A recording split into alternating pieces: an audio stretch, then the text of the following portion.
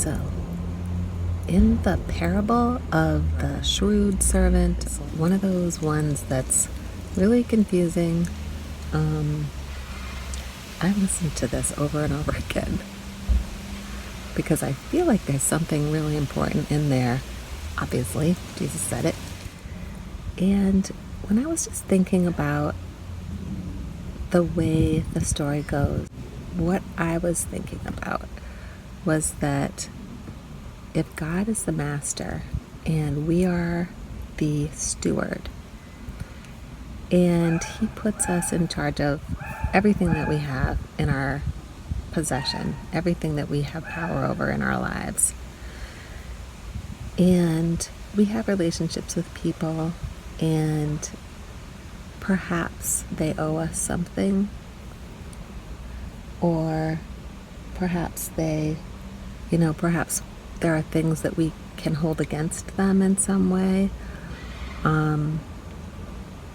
So thinking of the debts that happen as something that God also puts in our hands, gives us the opportunity that we can actually forgive people. And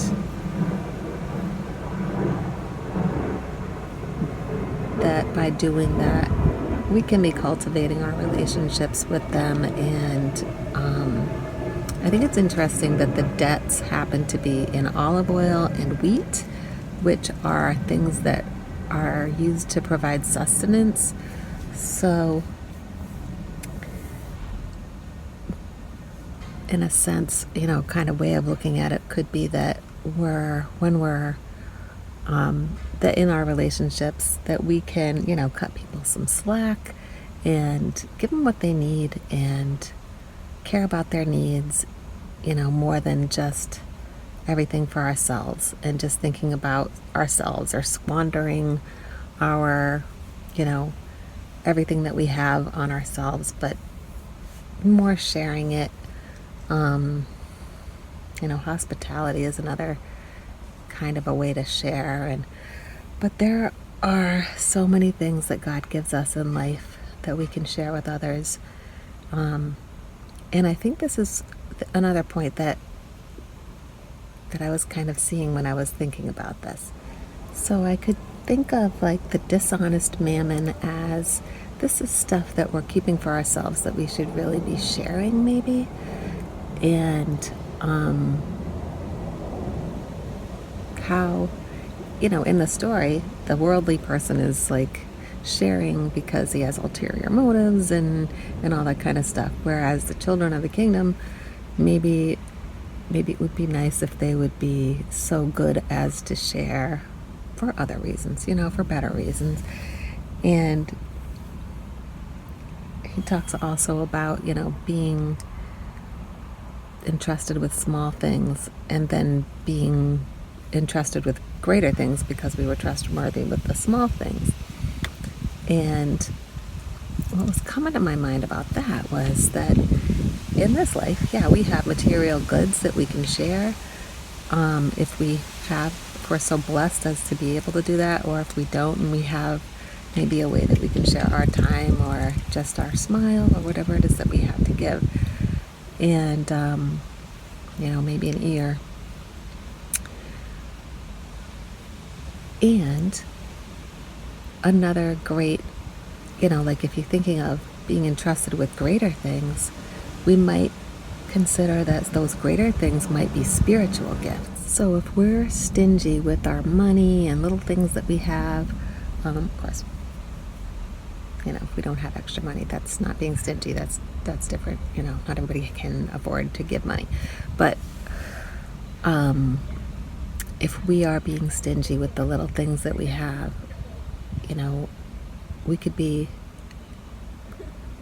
we might be enjoying learning about the spiritual life or benefiting from certain things that interest us about it. But if we really want to grow and receive gifts from God in that area, why would he give us greater gifts in that area if we weren't already being generous in other areas?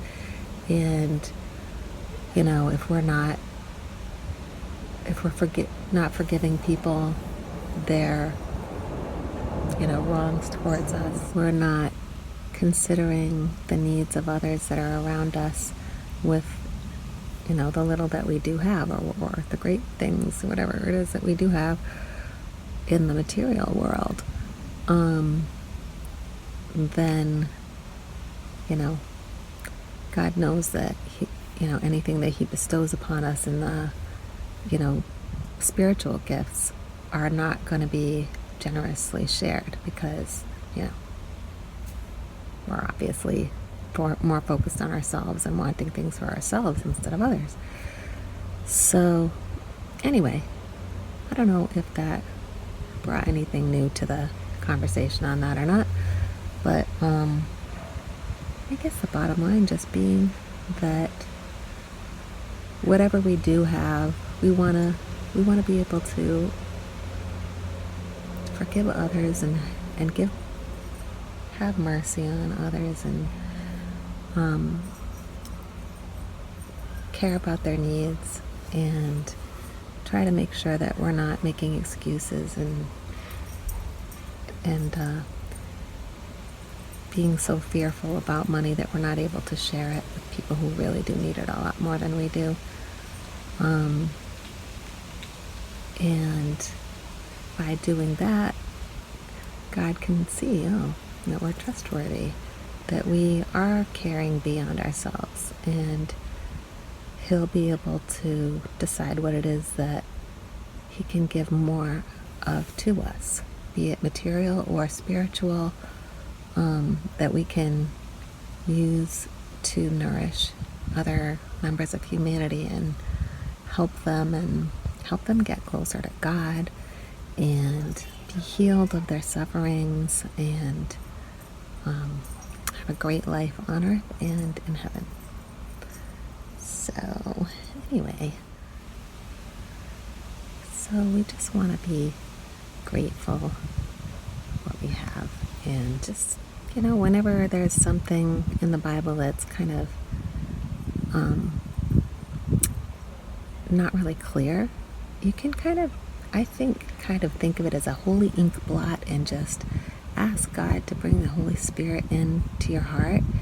And if you already know kind of a little bit about the fact that God has a very good character, that he is good and that he is goodness itself, then you know that there is a good way of using that information to help you be better. And I heard a really interesting quote. Actually, it was Father Ripperger saying this, so I don't know if he was quoting someone or what, but he said that something like charity toward God is the only rational motivation. Actually, no, he said charity towards God, who is goodness itself, is the only rational motivation. Anyway, so I hope you have a great day, and may God bless you, and just spend as much time with the Holy Word as you can, because it is just so good. It is so good for you, so good for your nourishment and guidance, and it gives you an opportunity to be in the presence of God, who will lighten your load and make your life wonderful. All right, have a great day. Bye.